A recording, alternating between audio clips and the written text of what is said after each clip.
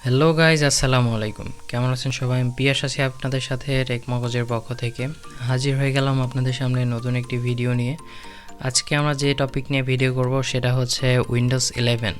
So আপনারা আপনাদের পিসিতে উইন্ডোজ 11 কীভাবে ইনস্টল করতে পারেন সেটা আজকে আমরা আপনাদেরকে দেখাবো। সো চ্যানেলে যারা নতুন আছেন প্লিজ চ্যানেলটি সাবস্ক্রাইব করে নেবেন। সো চলুন ভিডিওটি শুরু করি। প্রথমে আমি আমার ভিডিওর ডেসক্রিপশানে একটি লিঙ্ক দিয়ে দেবো। এই লিঙ্কে আপনাদেরকে ঢুকতে হবে। ঢোকার পরে আপনারা এই যে লেআউটটা দেখতে পাচ্ছেন, এইখানে উইন্ডোজ 11 আইএসও ফাইল ডাউনলোডের 4টা লিঙ্ক দেওয়া আছে। সো লিঙ্কের মধ্যে আপনারা এই লিঙ্কগুলোতে যে কোনো একটাতে ক্লিক করলে আপনারা আইএসও ফাইল ডাউনলোড করতে পারবেন। এটি 4 জিবির মতো ফাইল। আর এখানে যে এই 3 নাম্বার বা 4 নাম্বার লিঙ্কটা ক্লিক করলে আপনারা ডাইরেক্ট ডাউনলোড করতে পারবেন। এর সাথে আরও একটি সফটওয়্যার ডাউনলোড করতে হবে, যে সফটওয়্যারের লিঙ্ক আমি এই নিচেই দিয়ে দিয়েছি, যে এইটা। সো এই দুইটি ডাউনলোড করে নিতে হবে প্রথমে আপনাদেরকে।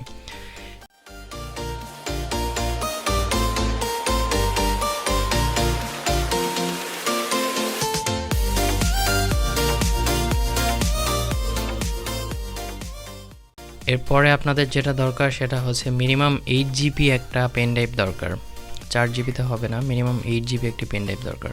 সো পেন ড্রাইভে যদি কিছু থাকে ফরম্যাট করে নেবেন। তাছাড়া আমরা যে সফটওয়্যার দিয়ে এটাকে বুট করব সেটা দিয়েও ফরম্যাট করা যাবে। সো এইখানে প্রথমে এই সফটওয়্যারটি ওপেন করতে হবে। ওপেন করার পর আমরা পেন ড্রাইভটি সিলেক্ট করব, ফাইল সিলেক্ট করব, এরপরে আমরা বুটে দিয়ে দিব। এরপরে অ্যাজ ইউজুয়াল অন্যান্য উইন্ডোজের ক্ষেত্রে যা যা করতে হবে সবগুলো আমি দেখিয়ে দিচ্ছি স্টেপ বাই স্টেপ। এভাবে ভিডিওটি না কেটে পুরোপুরি দেখুন, তাহলে বুঝতে পারবেন। পেনড্রাইভে বুট করা শেষ হয়ে গেলে এরপরে আমাদের ল্যাপটপ বা পিসিটি বন্ধ করে দিতে হবে। বন্ধ করার পরে পাওয়ার বাটনে ক্লিক করার সাথে সাথে আমাদেরকে F12 বা F10 প্রেস করতে হবে। এতে হচ্ছে বুট অপশানে চলে যাবে। আমার ল্যাপটপে F10, সো আমি F10টি প্রেস করছি।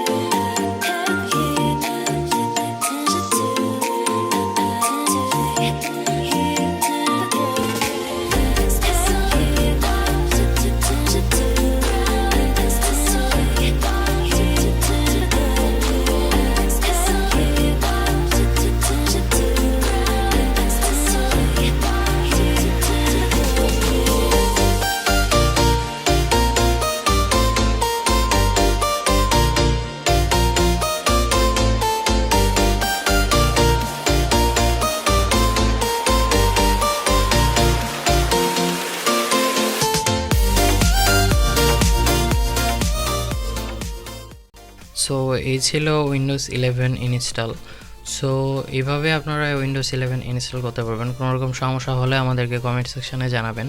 সো ভিডিওটি কেমন লাগলো জানাবেন আমাদেরকে। ভিডিওটি ভালো লাগলে আমাদের চ্যানেলটিতে প্লিজ সাবস্ক্রাইব করে নেবেন এবং আমাদের ভিডিওতে লাইক করবেন, কমেন্ট করবেন এবং শেয়ার করবেন। কোনো রকম সমস্যা হলে আমাদেরকে কমেন্ট করে জানাতে পারেন। ধন্যবাদ সবাইকে।